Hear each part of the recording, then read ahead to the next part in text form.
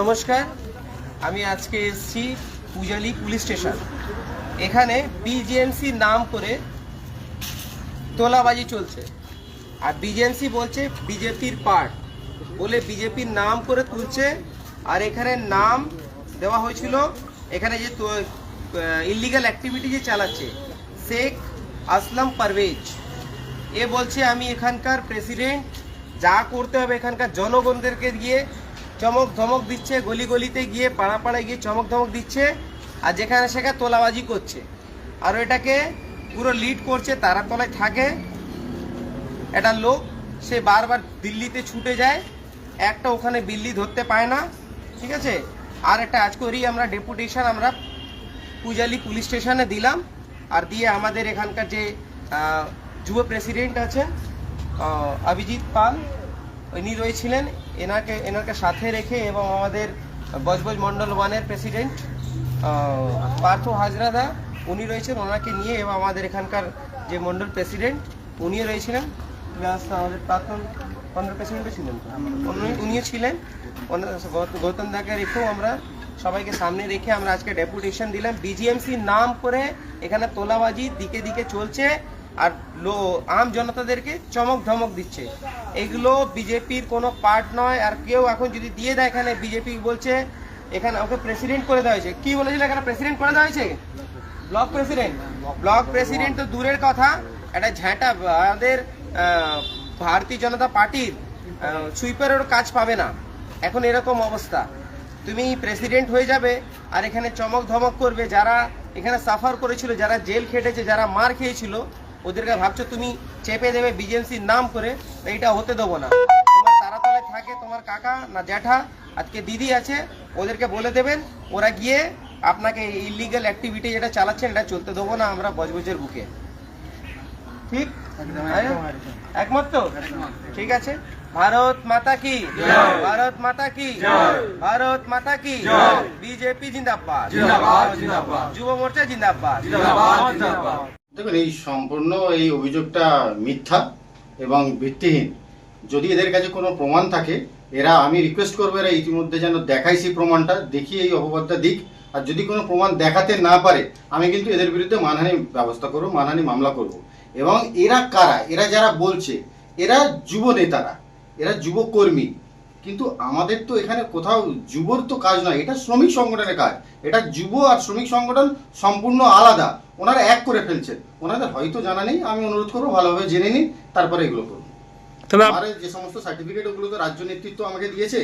এবারে আমাদের পশ্চিমবঙ্গ ভারতীয় জনতা মজদুর সেলের যারা রাজ্য কমিটি রয়েছে, এগুলো তারা উত্তর দেবেন, এবং আমি এই ব্যাপারে রাজ্য কমিটিকেও জানিয়েছি। এবং আমার সার্টিফিকেটে তো নিউজে এটা হয়েছে, সবার সামনে এটা আনুষ্ঠানিকভাবে রাজ্য অফিস থেকে এটা সবার সামনে নিউজ চ্যানেলও দেখানো হয়েছে। এবং আমার যে সার্টিফিকেট আছে আমি একটা জেরক্স কপি থানায় দিয়ে দেবো, জমা দিয়ে দেবো, তাহলেই তো হয়ে যায়। তাহলে এটা সম্পূর্ণ মিথ্যে বলছেন? সম্পূর্ণ মিথ্যে এটা। আর আমি চ্যালেঞ্জ করে বলছি, যদিও আমার ওই শুভাকাঙ্ক্ষী বন্ধুদের কাছে আমার বিরুদ্ধে তোলাবাজি বা কোনো কাটমানি নেওয়ার কোনো প্রমাণ থেকে থাকে, ইতিমধ্যে 24 ঘন্টার মধ্যে ওনারা জমা করুক। আর যদি জমা না করতে পারে, আগামী 24 ঘন্টার পরে কিন্তু আমি একটা মানহানি মামলা করব, সেটার জন্য প্রস্তুত থাকুক।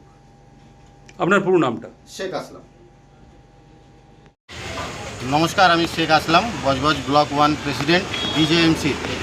আজকে এই ভিডিওটা মূলত আপনাদের সামনে আনার একটাই কারণ, আজ আমার সঙ্গে পূজালির সিএসসি প্ল্যান্টের ও অটো ইউনিয়নের 300-র অধিক শ্রমিক সংগঠন, যারা শ্রমিকরা রয়েছে, সাধারণ মানুষ এবং খেটে খাওয়া শ্রমিকরা, তারা আমার সঙ্গে রয়েছে। আজকে বিশেষভাবে ভিডিওটা করার উদ্দেশ্য, আমাদের মধ্যেই আমাদের যারা শুভাকাঙ্ক্ষী, আমাদের যারা বন্ধু, আমাদের যারা সাথে চলার সঙ্গী, তাদের উদ্দেশ্যে বলছি। কিছু মানুষের দৃষ্টি আকর্ষণ হয়েছে আমার কারণে, যারা মিথ্যা অপপ্রচার এবং মিথ্যা অভিযোগ করার চেষ্টা করেছে বা করেছে আমার নামে, যে আমি কোনোভাবে মানুষের কাছ থেকে বা কোনো শ্রমিকের কাছ থেকে কাটমানি তোলাবাজি নিয়েছি। এটা সমস্ত মিথ্যা, পুরোপুরি মিথ্যা রটনা এটা, এবং একটা চক্রান্ত করে একটা পিছনে অশুভ শক্তি কাজ করছে।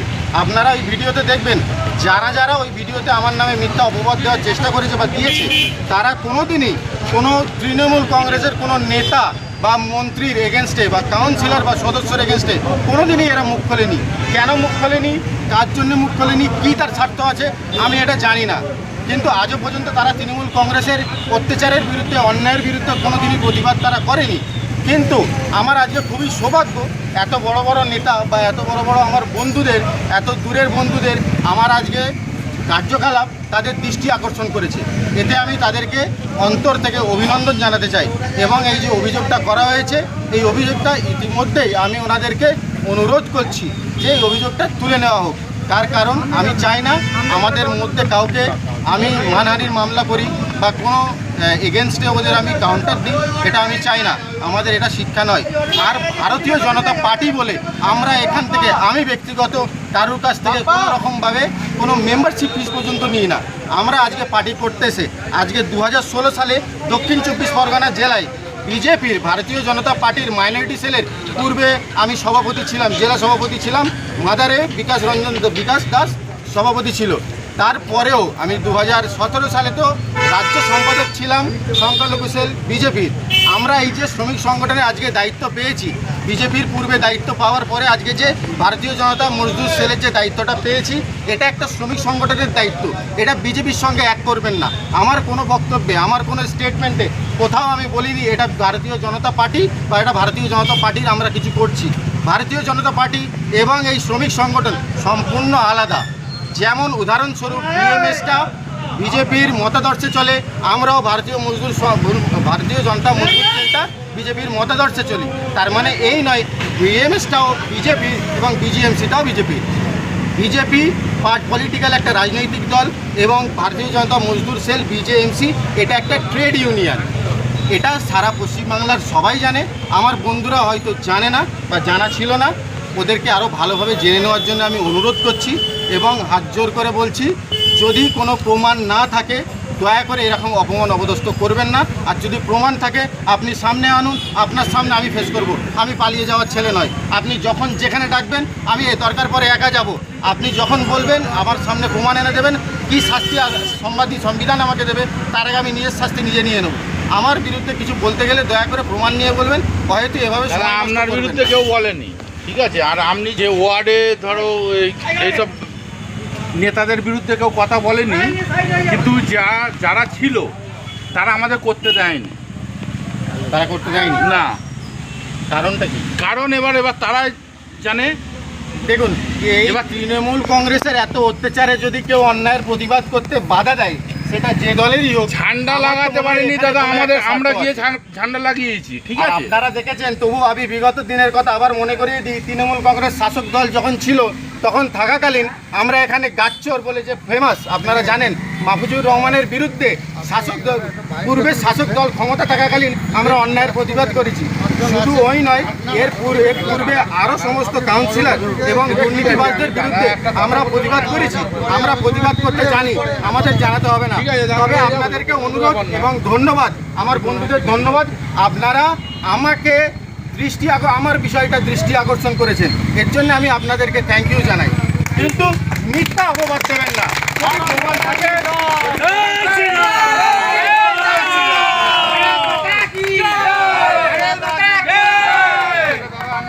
আপনার কাছে যাবো, ঠিক আছে, গিয়ে বলবো, ঠিক আছে।